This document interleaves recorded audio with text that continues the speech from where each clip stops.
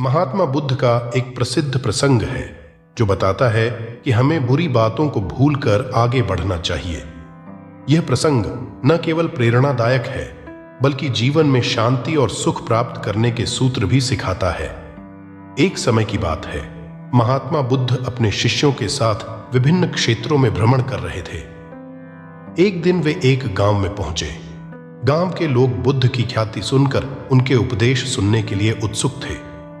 बुद्ध ने गांव के मुख्य चौक पर एक वृक्ष के नीचे बैठकर उपदेश देना शुरू किया। बड़ी संख्या में लोग वहां एकत्र हुए थे।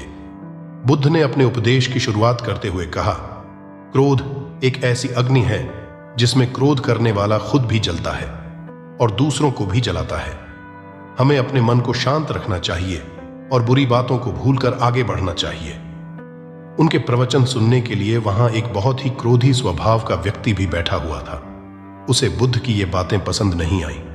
वह अचानक खड़ा हो गया और बोलने लगा, बुद्ध, तुम पाखंडी हो। बड़ी बड़ी बातें करना ही तुम्हारा काम है। तुम लोगों को भ्रमित कर रहे हो। तुम्हारी ये बातें आज के समय में कोई मायने नहीं रखती। वह व्यक्ति बुद्ध को अपमानजनक बातें सुनाने लगा। वहां बैठे सभी लोग यह देखकर हैरान थे कि बुद्ध यह सब शांति से सुन रहे थे और कुछ भी बोल नहीं रहे थे। उस क्रोधी व्यक्ति का गुस्सा और बढ़ गया। वह बुद्ध के पास गया और उनके मुंह पर थूक दिया।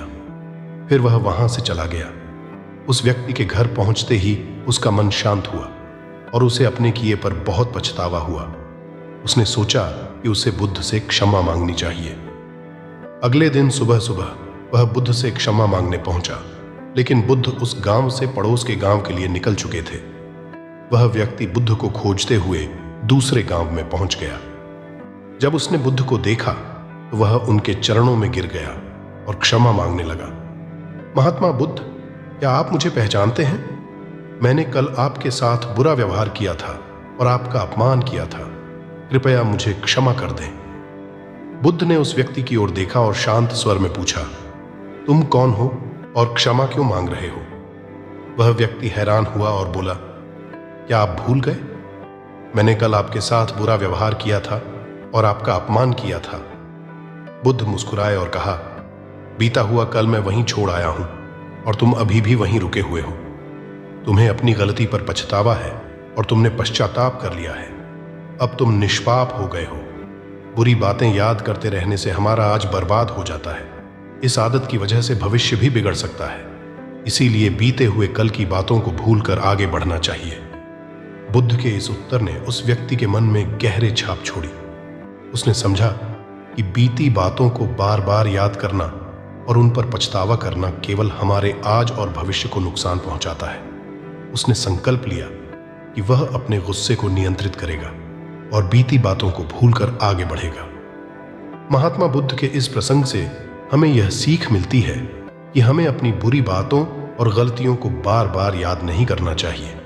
उन्हें भूलकर हमें अपने जीवन को नई दिशा में आगे बढ़ाना चाहिए। यह समझ हमें शांत और सफल जीवन की ओर ले जाती है। इस प्रसंग को सुनकर वहां उपस्थित लोग गहरे चिंतन में डूब गए। उन्हें अपनी कई पुरानी गलतियों और बुरी बातों का ध्यान आया जो उनके मन में बस गई थी और उन्हें शांति नहीं मिल रही थी। बुद्ध के उपदेश ने उन्हें यह सिखाया कि पुरानी बातों को छोड़कर आगे बढ़ना ही सच्ची शांति और सुख की कुंजी है। इसके बाद गांव के लोगों ने मिलकर यह संकल्प लिया कि वे अपने जीवन में बुद्ध के उपदेशों को अपनाएंगे। उन्होंने अपनी पुरानी बुरी बातों और गलतियों को छोड़ दिया और नए सिरे से अपने जीवन को जीना शुरू किया। धीरे धीरे गांव में शांति और सुख का माहौल बन गया। लोग एक दूसरे की गलतियों को माफ करने लगे और जीवन में सकारात्मकता को अपनाने लगे। महात्मा बुद्ध के इस प्रसंग ने न केवल उस गांव के लोगों का जीवन बदल दिया, बल्कि यह प्रसंग आज भी हमें यह सिखाता है कि हमें बुरी बातों को भूलकर आगे बढ़ना चाहिए। यही जीवन का सच्चा मार्ग है जो हमें शांति और सफलता की ओर ले जाता है।